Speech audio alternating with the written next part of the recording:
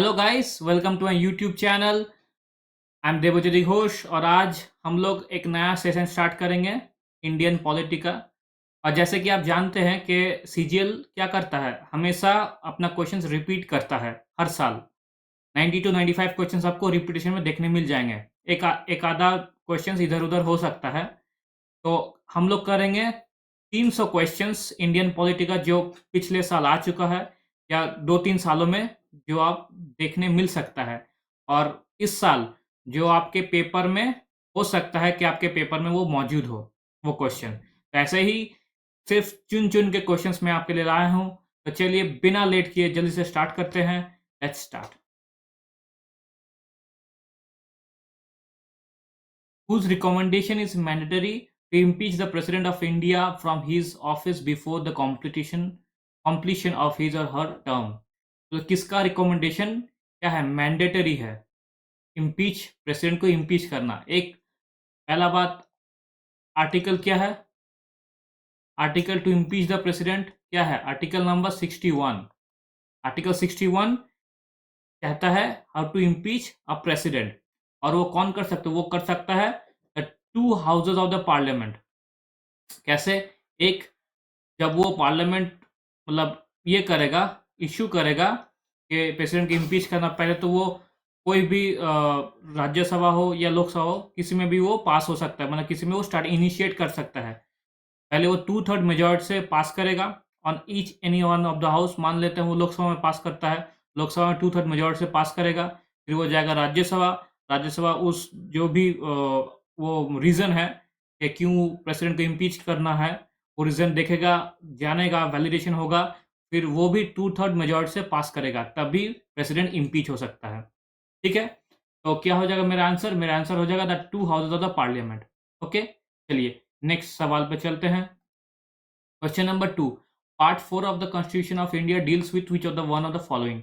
ठीक है, पार्ट 4 पूछा है। तो पार्ट 1 क्या है? पार्ट 1 है यूनियन एंड इट्स टेरिटरीज। ठीक है, ये है part 1, union and it's territories. Union and it's territories. Part 2 क्या है? पार्ट 2 है सिटीजनशिप। सिटीजनशिप पार्ट 2 है। पार्ट 3 है फंडामेंटल राइट्स। Fundamental rights.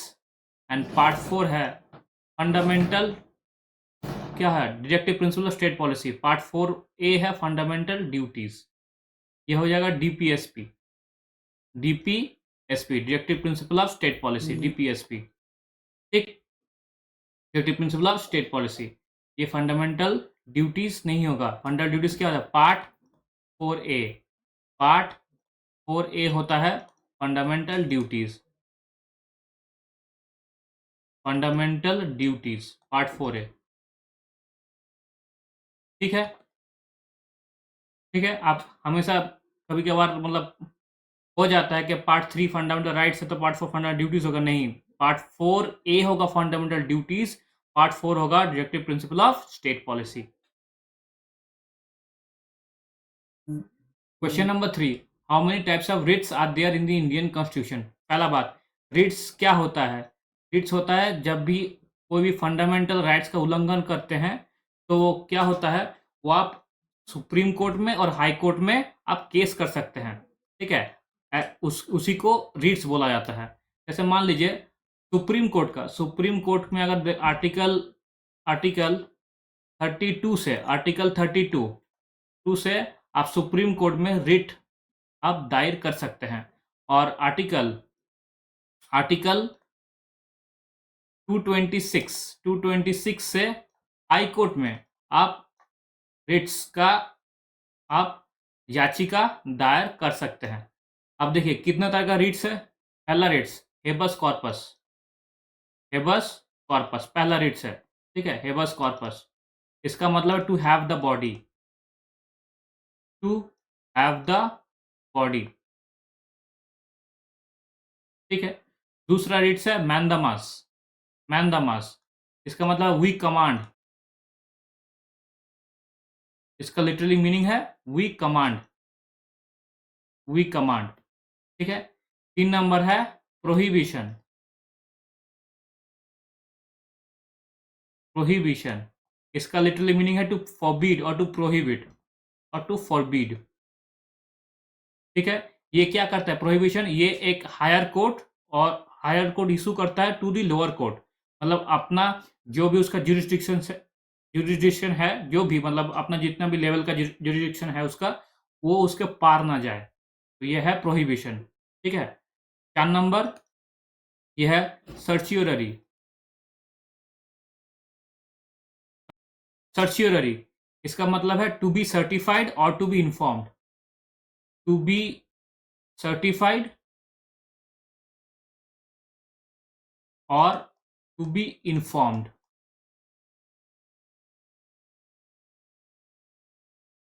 और पांच पांच है कुओ वारंटो। कुओ वारंटो इसका मतलब है under what authority, under what authority. ये 5 तरह का रिट्स है, they are only 5 types of writs. ठीक है, तो मेरा आंसर हो जाएगा ऑप्शन नंबर 1। ओके, चलिए नेक्स्ट सवाल पे चलते हैं। Question number 4, how many fundamental duties are mentioned in Indian constitution? So there are 11 fundamental duties that are mentioned in our constitution, Indian constitution। पहले कितने थे? पहले थे 10 फंडामेंटल ड्यूटीज, 10 थे fundamental duties. But on 86 amendment act, 86 amendment act, constitutional amendment act on 2002 ये बढ़ के हो गया है 11 फंडामेंटल ड्यूटीज। ये हो गया 11 फंडामेंटल ड्यूटीज। ठीक, चलिए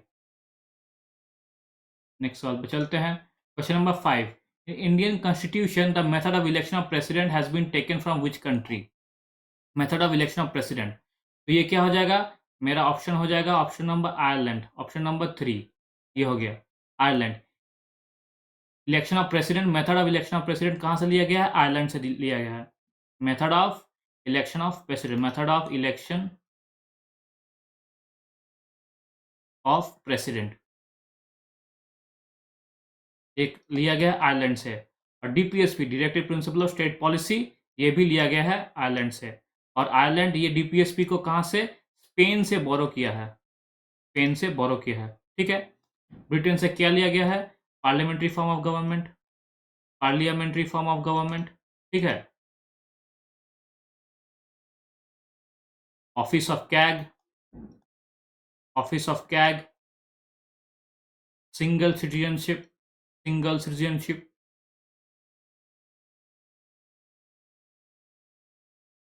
और क्या है? By cameralism. ठीक है, बाई कैमरलिज्म,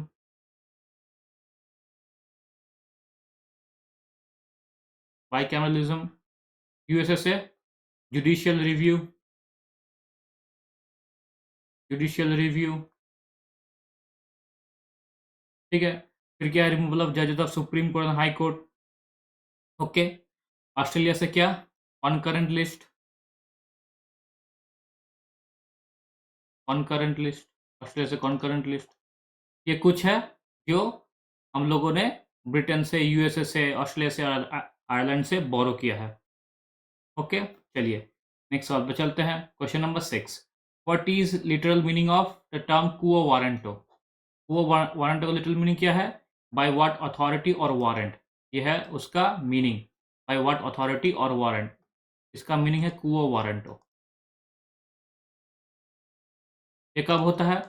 ये तभी हो सकता है, मान लीजिए कोई एक ऑफिशियल है, वो कुछ इलीगल वे से एक पोस्ट को ऑक्यूपाई करके बैठा है, तो आप खुद हाई कोर्ट या सुप्रीम कोर्ट में जाके कुओ वारंटो केस कर सकते हैं कि वो किस अधिकार से उस पोस्ट पे बैठा है। अगर वो पोस्ट इलीगल है या कुछ और वे है, तो वो किस पोस्ट पे, मतलब किस वे पे वो उस पोस्ट पे बैठा है, इस हिसाब से आप हाई कोर्ट में या सुप्रीम कोर्ट में एक याचिका दायर कर सकते हैं।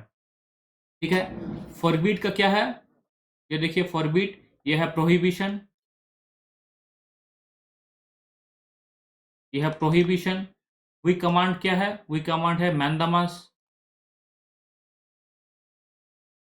ठीक, चलिए question number 7, what is the following, which is the following as the supreme commander of the Indian defence force. Supreme commander of the Indian defence force और कोई नहीं, हमारे प्रेसिडेंट ऑफ इंडिया है supreme commander of the Indian defence force.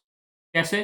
ये navy के, air force के, army के chiefs को अपॉइंट कर सकते हैं। चीफ्स को अपॉइंट कर सकते हैं, अपॉइंट कर सकते हैं चीफ्स को। और कोई भी वार, अगर वार चालू होगा या तो पीस होगा, मतलब वार डिक्लेरेशन में और पीस डिक्लेरेशन में, वो हमेशा प्रेसिडेंट ऑफ इंडिया ही कर सकते हैं। ठीक है, इसलिए हम लोग ने supreme commander of the Indian defence force को as a president of India का एक पावर बोला गया है। मतलब प्रेसिडेंट ऑफ इंडिया क्या होगा? Supreme commander of the Indian defence force. Okay, चलिए question number 8, who among the following gave monistic theory of sovereignty. Monistic theory of sovereignty किसने दिया? वो है जॉन ऑस्टिन ने। जॉन ऑस्टिन ने दिया है monistic theory of sovereignty, John Austin. Monistic theory of sovereignty क्या बोलता है? State is the only source of sovereignty. क्या बोलता है? State is the only source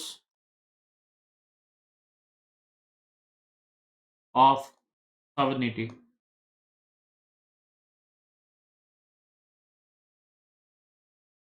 ठीक, चलिए नेक्स्ट क्वेश्चन पे चलते हैं। Who among the following is the executive head of India? अगर बोलता है एग्जीक्यूटिव हेड ऑफ इंडिया तो हमेशा आएगा प्राइम मिनिस्टर। प्राइम मिनिस्टर क्या है? एग्जीक्यूटिव हेड ऑफ इंडिया है।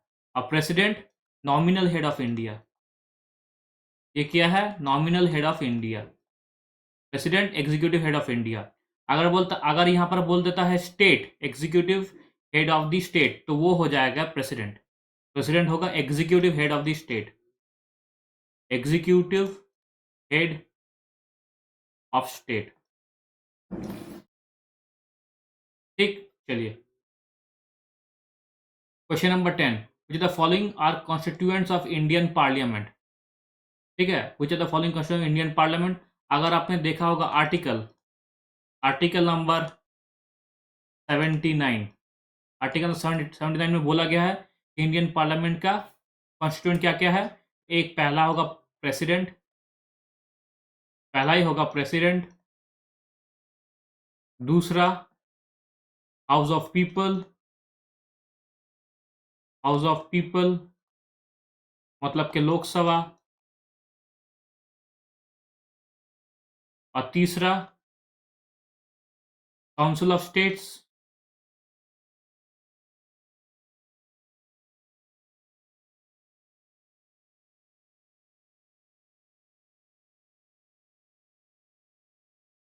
काउंसिल ऑफ स्टेट्स मतलब कि Rajya Sabha.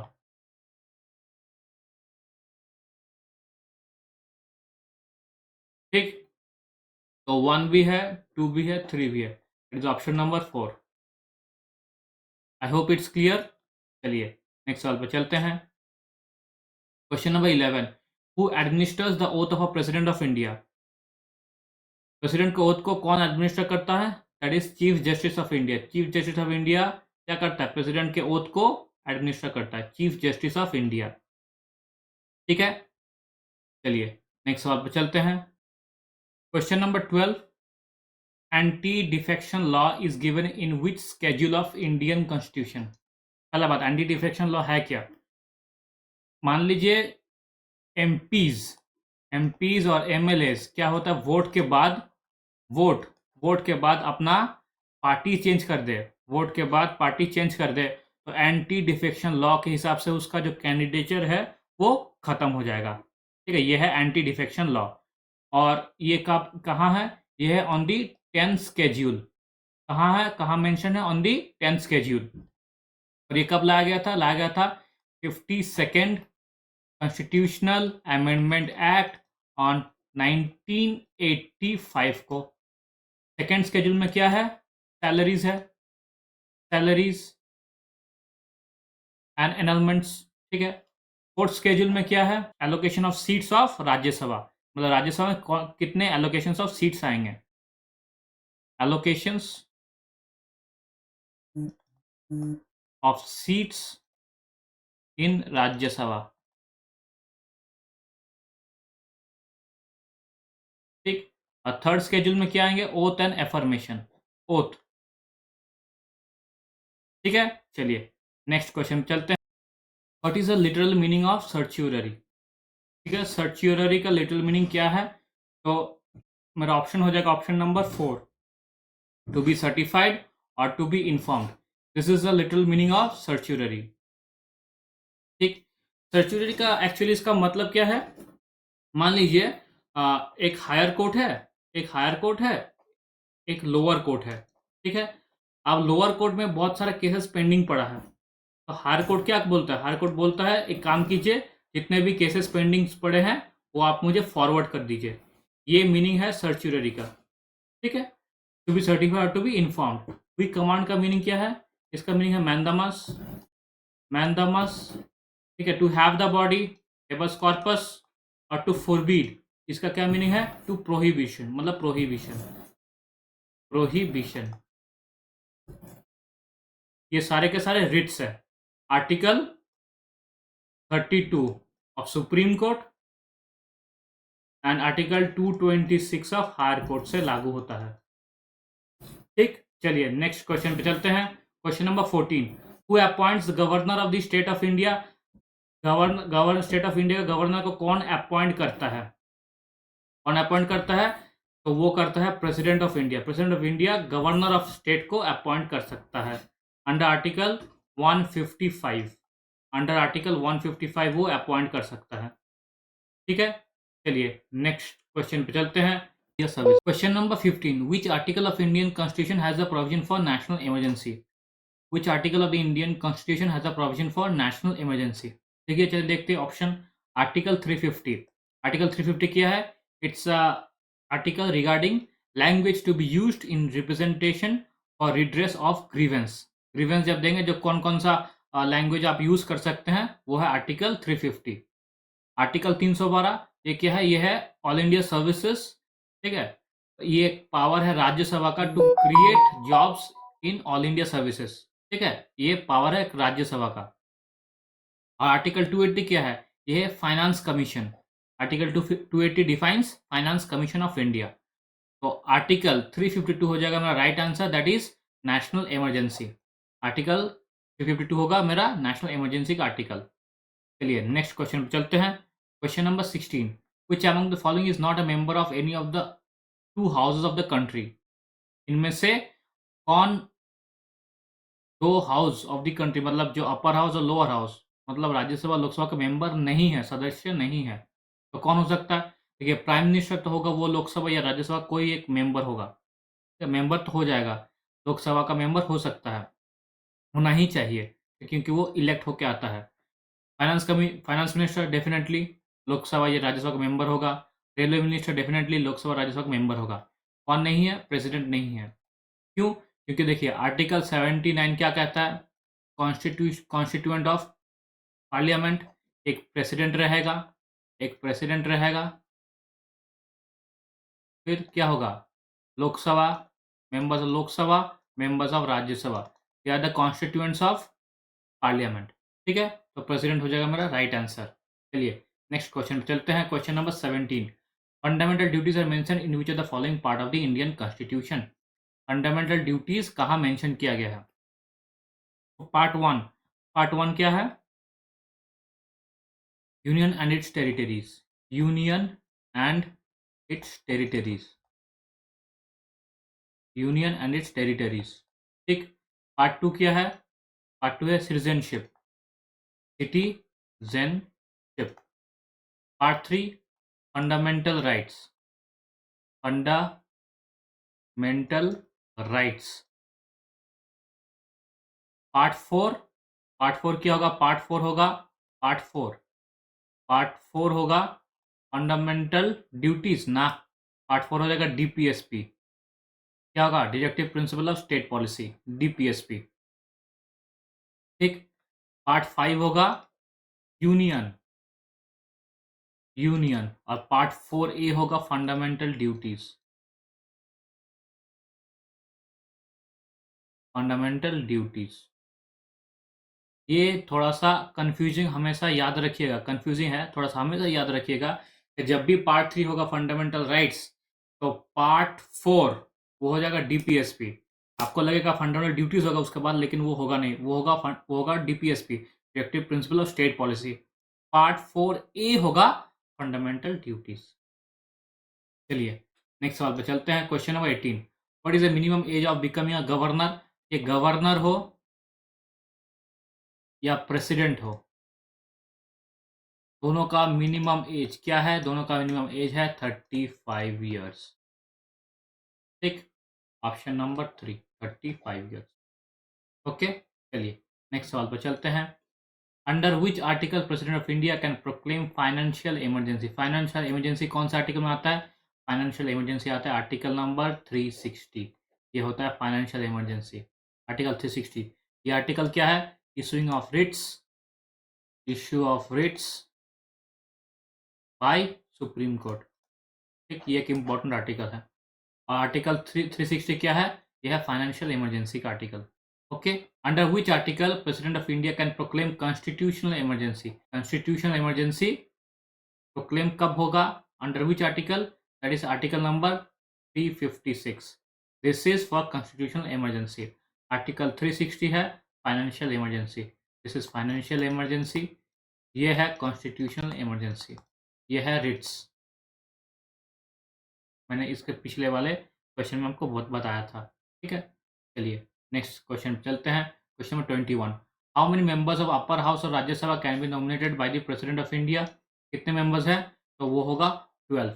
12 members of Rajya Sabha can be nominated by the president, by the president, 12 members by the president of India.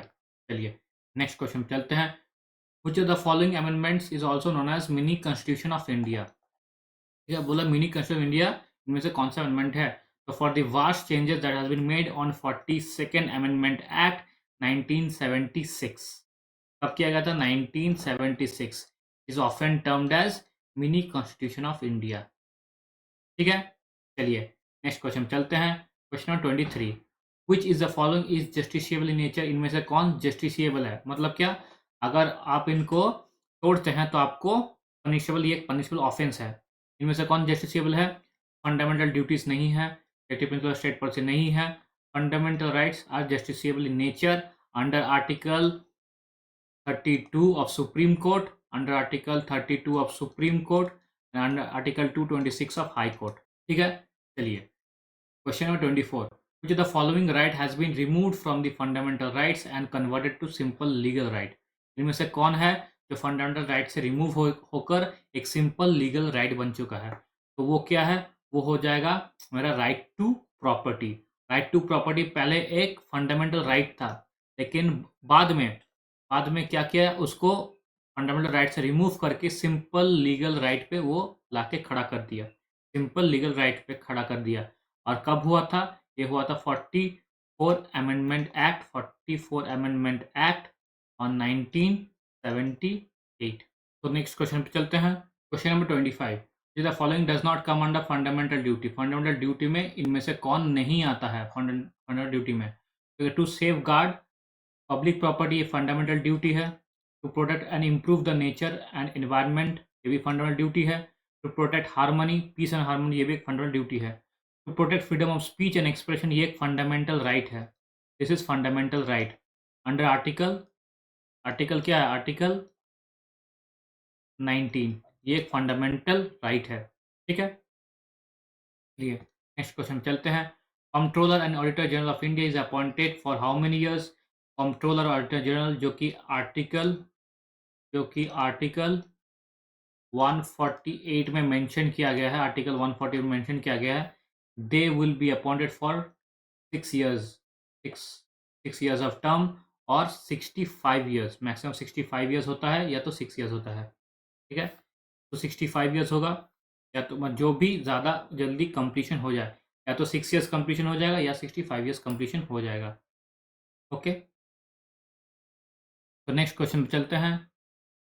Question number 27, who is the custodian of contingency fund of India? Contingency fund of India, अच्छा ये fund कब use होता है?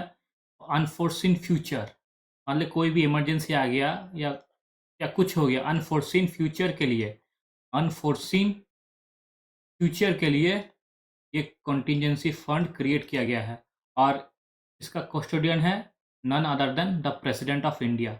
ही is the custodian of contingency fund of India. ठीक है, चलिए next question चलते हैं। Question number 28, which of the following country does not have a written constitution? इनमें से कौन सा कंट्री है जिसके पास रिटन कॉन्स्टिट्यूशन नहीं है? तो that is the United kingdom. जो ब्रिटेन है इनके पास रिटन कॉन्स्टिट्यूशन नहीं है। Okay, question number 29, in the Indian parliamentary system, vote on account is valid for how many months? Vote on account is valid for 2 months only. Vote on account is valid for 2 months only. ठीक है, चलिए next question चलते हैं। Question number 30, India has taken the concert judicial review. किसके पास से judicial review लिया गया है? मैंने एक बार बताया था, that is United states of America. USA से हम लोगों ने जुडिशियल रिव्यू लिया और क्या क्या लिया? रिमूवल ऑफ द जजेस of supreme court and high court, impeach of the president, ये सब हमने यूनाइटेड स्टेट से लिया गया है। ठीक है, चलिए तो ये था 30 प्रश्न इंडियन पॉलिटी के। आई होप आप सबको मज़ा आया है। ऐसे ही क्वेश्चंस आप देखेंगे रिपीटेशन में आता है और ऐसे बहुत सारे क्वेश्चंस मैं लाऊंगा जो आने वाले दिन में, जो प्रीवियस ईयर क्वेश्चंस होंगे आप इनको करके जाइए, एक बार आप ज़रूर देखिएगा ताकि ऐसा क्वेश्चंस अगर आपके पेपर में है तो वो छूटे ना। अगर आपको ये सेशन अच्छा लगा हो तो प्लीज़ इसे लाइक कीजिए, शेयर कीजिए और कमेंट कीजिए और हमें सब्सक्राइब कीजिए। और ऐसे बहुत सारे सेशंस मैं लाता रहूँगा। आने वाले जो सीजीएल का पेपर है जो आने वाले 10 दिन में वो कंप्लीट हो जाएगा, तो ऐसे आपको 10 वीडियोज़ आपको ज़रूर दिया जाएगा ताकि 300 के क्वेश्चंस में हो तो 1-2 को क्वेश्चंस ही आते हैं, पॉलिटी में ज़्यादा क्वेश्चंस आते नहीं, तो वो 1-2 क्वेश्चंस इन्हीं क्वेश्चंस में आपको कॉमन्स मिल जाए, यही दुआ रहेगा। तो चलिए आज तक के लिए इतना ही। Thank you.